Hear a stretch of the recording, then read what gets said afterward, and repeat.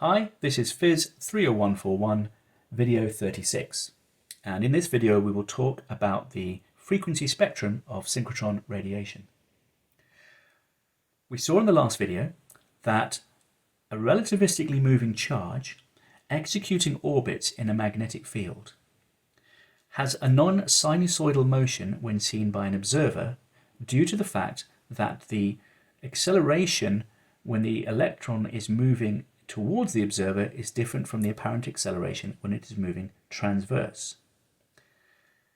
Also, the radiation has been Lorentz transformed so that it has a typical opening angle about 1 over gamma. So we imagine synchrotron radiation as being like car headlights, and an observer sees pulses of light as the electrons sweep their radiation across the observer direction. So here we are zooming in. We have an electron at this point in its motion and at this point in its motion. So when seen by an observer, the observer sees the light for the period of time it takes for that 1 over gamma to pass by the observer. So the radiation pulse, or the radiation is pulsed, and its duration is shortened by a factor gamma compared to what it would be if it was non-relativistic motion. So I have 1 factor gamma already from that effect.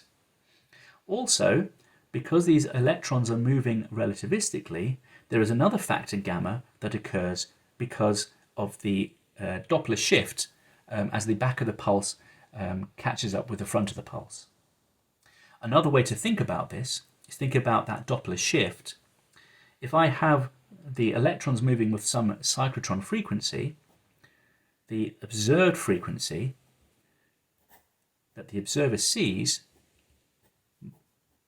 is shifted because of this relativistic Doppler effect. And remember, we said that we were thinking about charges which were very relativistic, so that beta is basically 1.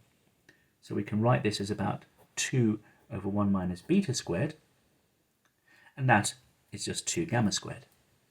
So we have again a scaling argument that says that if we calculate what the cyclotron frequency is, the observed frequency of the radiation, its typical frequency, is shifted by a factor gamma squared compared to the cyclotron frequency. So again, that must be something like 1 over 2 pi gamma squared EB over m naught.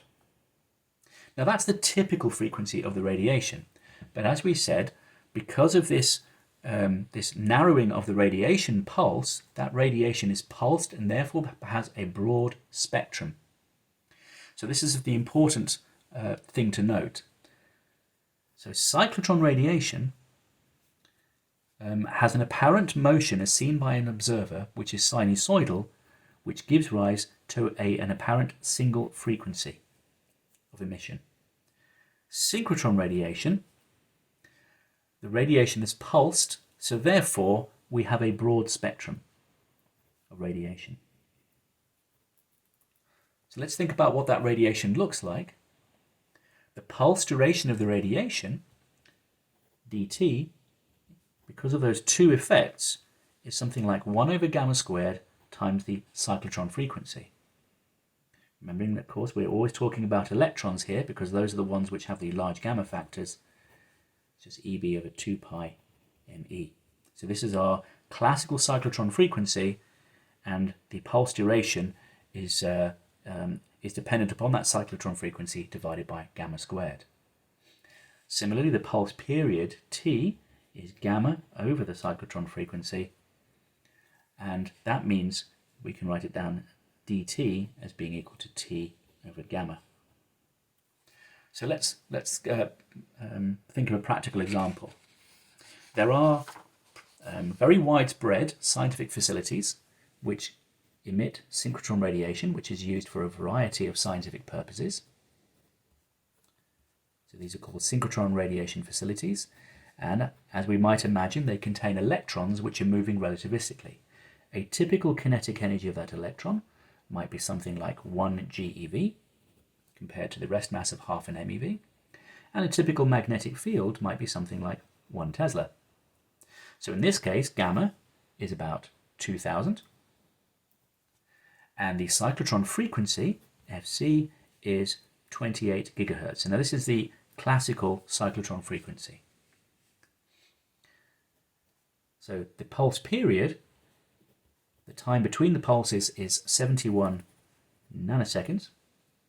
And the pulse duration, dt, is something like 36 picoseconds. So you can see that the light that we see essentially is a delta function. So if we draw what the light looks like as a function of t, I imagine a single pulse at some time. And if I take a Fourier transform of that, see I have, as a function of frequency, the amplitude as a function of frequency is basically flat, up to our typical emitted frequency Fs.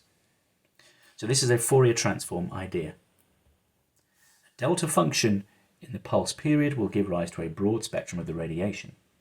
Now in reality, of course, the electrons are going around and they're emitting in pulses periodically. So they're emitting in pulses periodically with some spacing t. And when I do a Fourier transform of that, I still have this overall spectrum as a function of f, but now it has lots of little lines in it. Lots of little discrete emission frequencies. But their spacing is Fc over gamma, which is much, much, much less than Fs.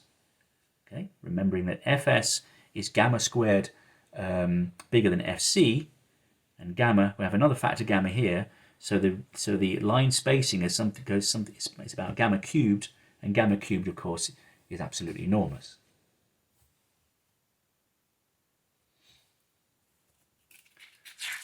So our typical frequency can be written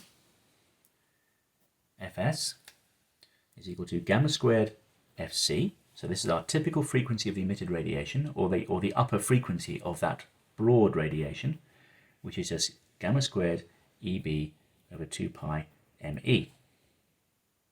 But our relativistic bending radius, the radius of motion, is just gamma me c over Eb. Okay, this is the radius of curvature of particles in a magnetic field when they're moving relativistically. So we can write down that in our relativistic situation, Eb over me is equal to gamma c over rho. So that allows me to write down the typical emitted frequency in terms of the energy of the particle encoded in that factor gamma and the magnetic field encoded in that bending radius. So this is the typical frequency. Now we can do a fuller calculation because, of course, the frequency spectrum is not really shaped like that. We can do a more full calculation which tells us that there is a critical frequency. And the critical frequency is defined as being equal to 3/2 times this number.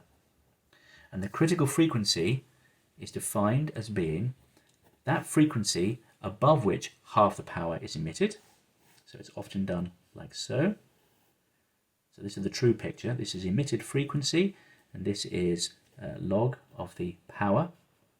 The critical frequency is something like about there, and half the power is emitted above the critical frequency, and half the radiation power is emitted below the critical frequency.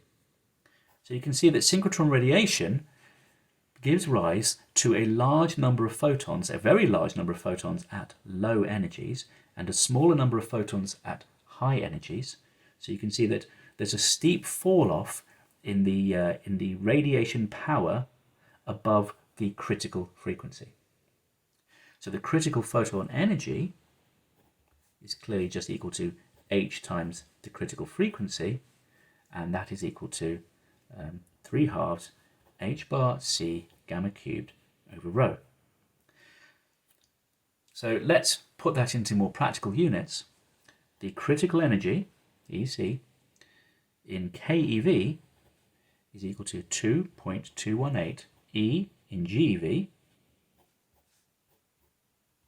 and this is of course cubed, divided by the radius of curvature from our dipole magnets, from our field, our bending magnet, given in meters. So just to finish, if we go to Oxfordshire, we will find the diamond light source. So the diamond light source has an electron energy, E electron, which is the kinetic energy, and we'll call that EK, is the electron energy, which is 3 GeV. The magnetic field B is equal to 1.4 Tesla, and the critical energy is 8.3 kilo electron volts. And for these two values, the bending radius rho is 7.1 meters. So that's the critical energy.